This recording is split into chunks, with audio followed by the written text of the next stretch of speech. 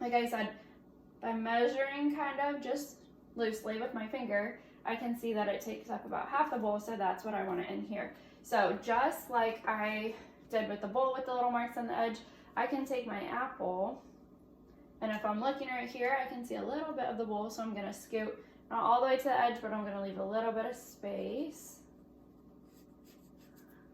And then I can draw it about halfway so that I'm making it big enough. So there are my little marks. And then I can kind of fill in the rest of the apple. Okay, so I also, I guess, if I back up to the camera, I need to decide what angle I'm drawing the apple, because if my eyes are up here and I'm looking down, I'm seeing a different angle than the camera up here looking kind of angled and more in front of it. So if I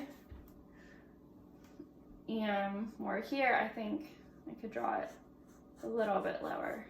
But again, there's different vantage points. Okay, so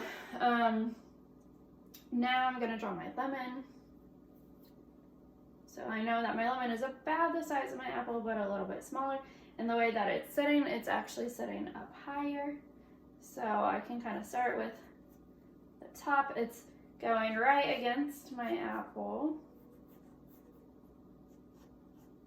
And then it's actually hitting the edge of the bowl.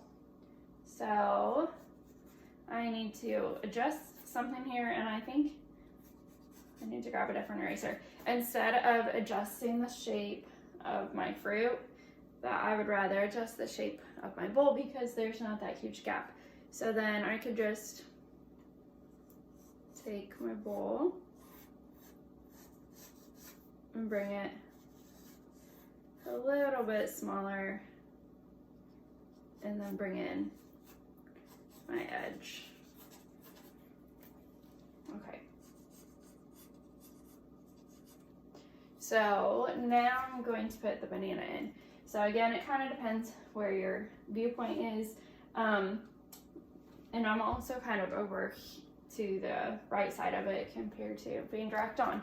But so seeing the banana, it is hitting the edge of the apple, and it's not going straight.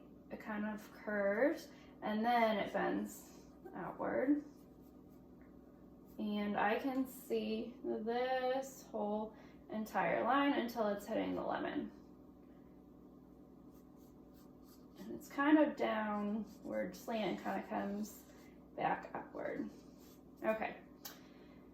And it probably actually comes down a little bit more than what I drew it. So again, I'm not just drawing a banana from my mind, I'm looking at the one that I have and looking at the curves and looking at the angles of it. So now I see the end of the banana coming off of the edge, or behind, I guess, the lemon.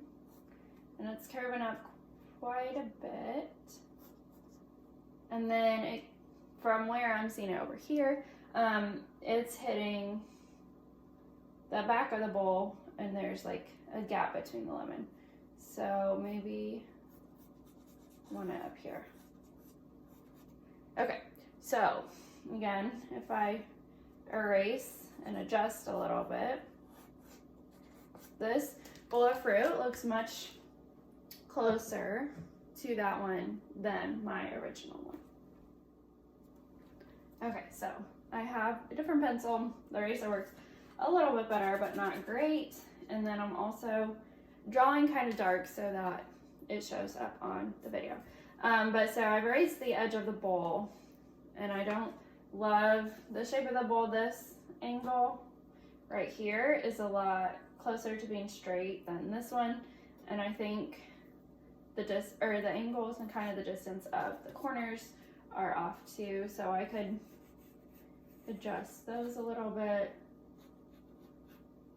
and kind of make it softer edge. Okay, and then obviously our fruit is solid where it's not transparent, so then I would not see the bowl back here. I don't see this line because the lemon is in front of it. So I can go ahead and touch that up. I think I didn't want that top line.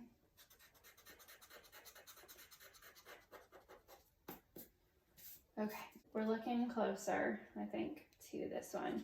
And then adding in color would help a lot too.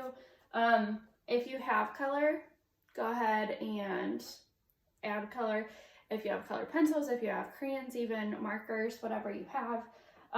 When you are looking at color, to make it look realistic, to make it look like a form, which is 3D, we can hold it in our hand.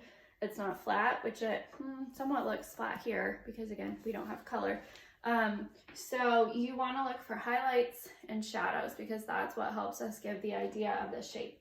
So like the apple, I'm trying to look at it in the screen so I can see it from your viewpoint instead of mine. There's a highlight right here.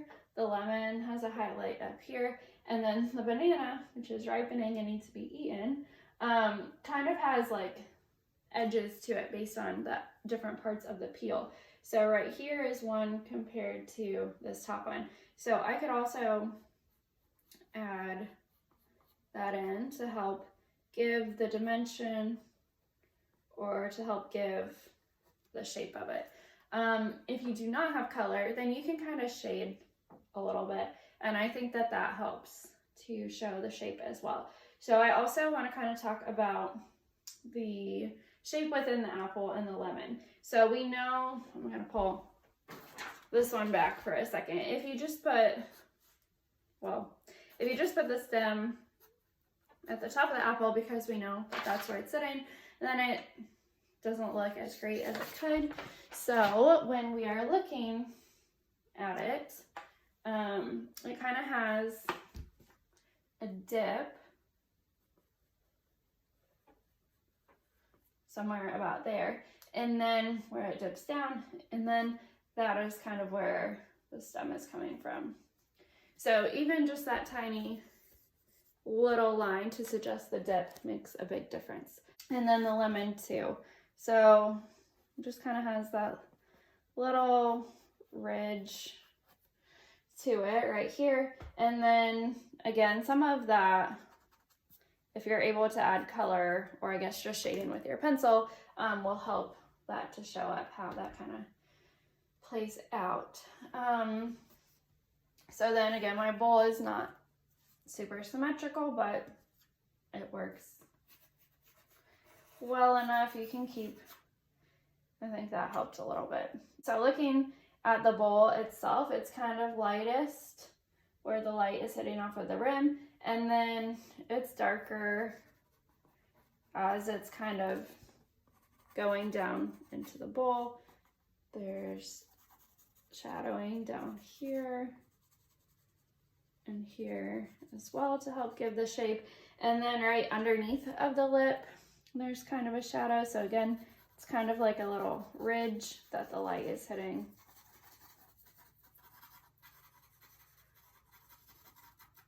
I could also just kind of lightly shade in towards the edges. And then underneath of it, because of the light, there's a big shadow too. So sometimes I think it helps if you're able to see it on a white piece of paper, because the shadow really shows up. So you can see the shadow goes around the edge, that it's a shape similar to the bowl. So sometimes students draw like a big rectangle, but really it's similar, that ellipse or that like flattened out circle shape, and then that it touches all the way directly under the bowl. So I'm trying to see how it looks from there. So I could draw maybe kind of something like that and shade that in. It's hard because my mistakes that didn't really erase kind of look like shadow. But then shadows are also usually darker right underneath of the object, and then often as it gets away from the object, they kind of fade out. And you can kind of get lighter. And you can also, if you're just shading with a pencil, use your finger or a Kleenex or a napkin to kind of help shade and kind of soften that. So I'm just going to kind of go a little bit into that. Okay. So again, it's coming more to life. So I could continue to shade on the fruit. So again, you're not thinking of it necessarily as the banana has all these really dark spots. It would be there, but you want to think about where the light is hitting it and where it's kind of in shadow to help give it that. And then, well, here, I forgot that I set this right here. So this one looks funny, again, the way that the countertop line is drawn. So we know that the bowl of fruit is sitting on the counter, but if we look, there's the front and the back of the counter because of the way that we're looking at it. So the front is in front of the bowl, and then the back edge is back here. So nothing is right. The bowl is not just sitting on this straight line, it's a whole plane itself. So I could go ahead and draw, here's that front edge of the counter, and actually this little lip might be all that's shown. I don't have a lot of room to continue into the counter or the cabinets because I wanted to draw it nice and big so that you could see it. So then if I'm looking at the view from my camera, it looks like the back, see if I can get that straight. Okay, so the back of the countertops looks like it's almost hitting, not quite the top of the bowl, but almost, kind of like where that lip is. So then again, I can add that into my drawing because I have it here in front of me to look at and to reference, and I don't have to think of it in my head how it might be. So use what you have in front of you. Okay, so this is my countertop, and then I could add some of the backsplash in the back.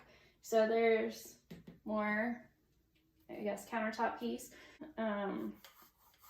So I could draw that in, and then that's where the tiles start. So the tiles are a little bit thinner than this piece, so I would do that same in my drawing. I would not have them be the same height. I would make them a little bit thinner, and I'm not gonna see a lot of them because how they are. And then if I see about 3 across, let's see where it's hitting. It looks like it's close. Okay, this one is close, kind of towards the front of the banana. So I could go ahead and draw that here. And then this, my next grout line is pretty far over from the bowl, so it might almost be out of the picture, but I'll go ahead and draw that. And then the grout lines line up center in the one before, so then I could draw this one here, and maybe I'd almost see the edges of that one. And then here I would see the very bottom of my outlet cover. I guess it has kind of 2 layers, the black and then the gray. Okay, so there is my bowl of fruit. Again, I could go in and add more work into the fruit itself, but there is your tutorial on how to draw a still life from life. Okay, so after a few more adjustments and then a little bit of shading, and I kind of also tried to look at it more from the viewpoint of the camera than over here where I was seeing it. This is my finished still life. So I adjusted kind of the shape of the lemon. I think that it was more tilted this way than how I originally drew it. I worked on the bowl a little bit. I worked on shading a little bit. And then I also kind of fixed the shape of the banana. So that is my finished still life based off of this bowl here. So here, let's see, is a closer kind of zoom in to the bowl, and then kind of over here was more how I was seeing it as I was drawing. So there you go.